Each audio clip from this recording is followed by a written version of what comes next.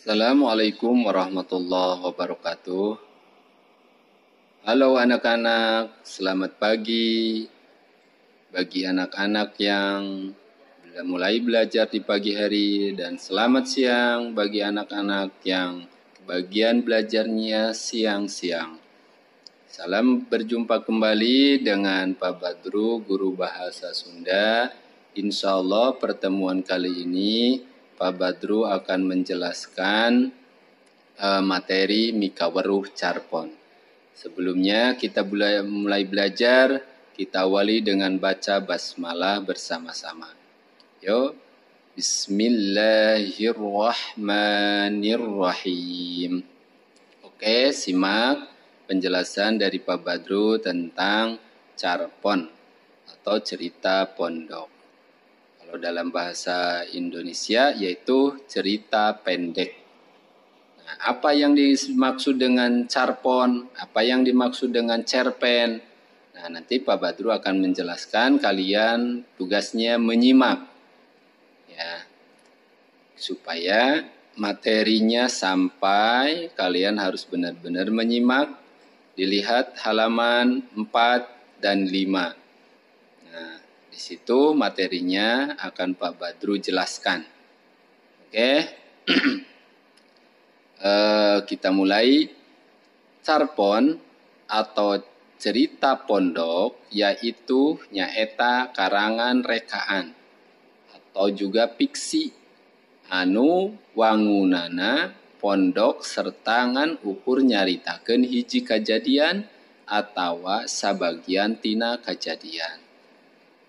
Oke, Pak Badru artikan cerita pondok, Carpon atau cerita pendek yaitu karangan rekaan atau disebut juga fiksi anu ngawanguna atau yang membentuknya pendek serta ngan ukur nyaritakeun hanya menceritakan hiji kajadian, satu kejadian atawa sabagian tina kajadian atau sebagian dari kejadian. Itu yang disebut dengan Carpon. Artinya atau definisinya. Nah, sekarang Carpon itu karangan dina wangun carita pondok mangrupakeun wacana lancaran atau prosa. Nah, karangan dalam bentuk cerita pondok merupakan wacana selancar atau juga disebut prosa. Disebut cerita pondok karena disebut cerita pondok sebab lantaran lobana kecap, banyaknya kata anu digunakeun yang digunakan pikeun ngawangun carita untuk membentuk cerita kurang ti 10.000 kecap, kurang dari 10.000 kata, atau kurang ti 10 kaca, atau kurang dari 10 halaman. Nah, disebut cerita pondok itu sebab lobana kecap, banyaknya kata yang digunakan anu digunakeun pikeun ngawangun carita untuk membentuk cerita kurang dari 10.000 kata atau kecap, atau kurang ti 10 kaca, atau kurang dari 10 halaman. Nah, itu disebut cerita pondok. Carpon mibanda ciri-ciri diantaranya ya. 1. Waktu pikeun macana teu pati lila. 1. Untuk membacanya tidak terlalu lama. Yang kedua, alur caritana basajan teu muser tur muser kana kajadian anu dicaritakeun sarta mere gambaran anu dicaritakeun teh lir ibarat kajadian anu sabenerna. Nah, artinya alur ceritanya sederhana. Tur berpusar ke kejadian, berpusar pada kejadian anu dicaritakeun yang diceritakan serta memberi gambaran anu mere gambar anu dicaritakeun yang diceritakeun itu lir umpama kejadian yang sebenarnya. Lir ibarat kejadian anu sabenerna. Itu ciri-ciri, ada 2 ciri ya. Anak-anak perhatikan ciri-ciri carpon. Yang pertama, waktu pikeun macana teu pati lila, waktu membacanya tidak terlalu lama.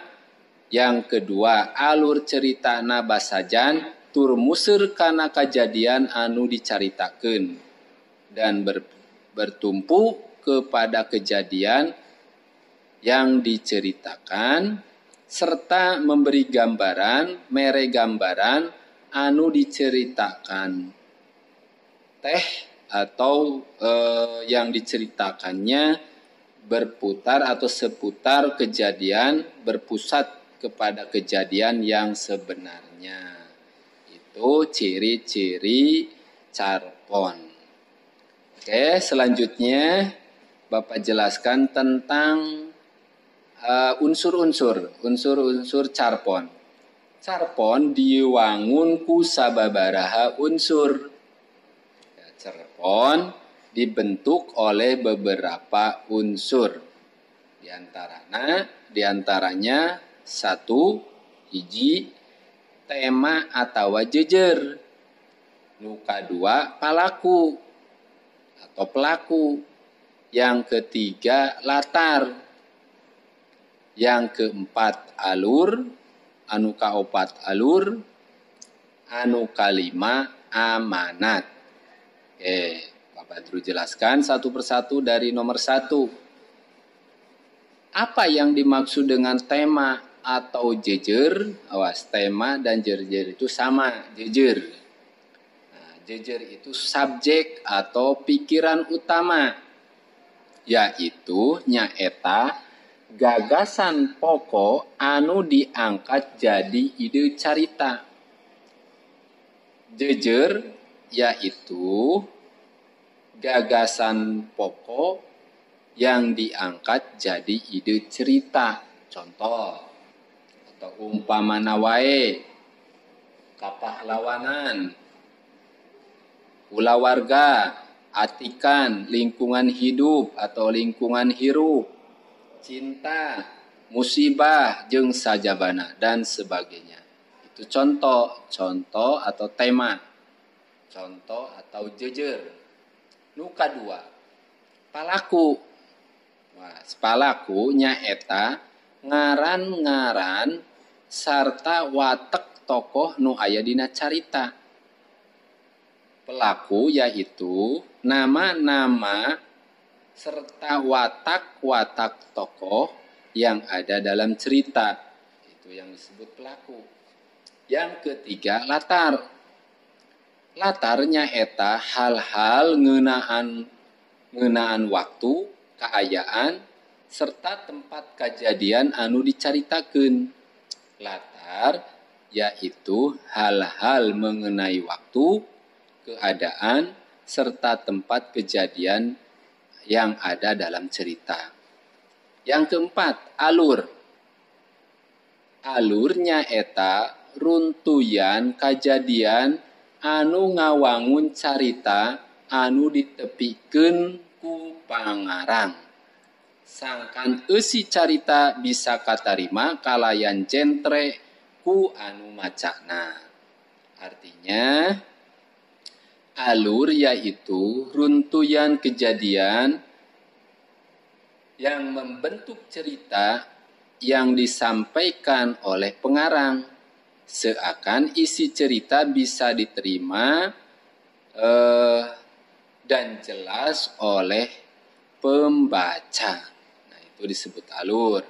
Yang terakhir, amanat. Sekali lagi, yang terakhir atau nomor 5, amanat.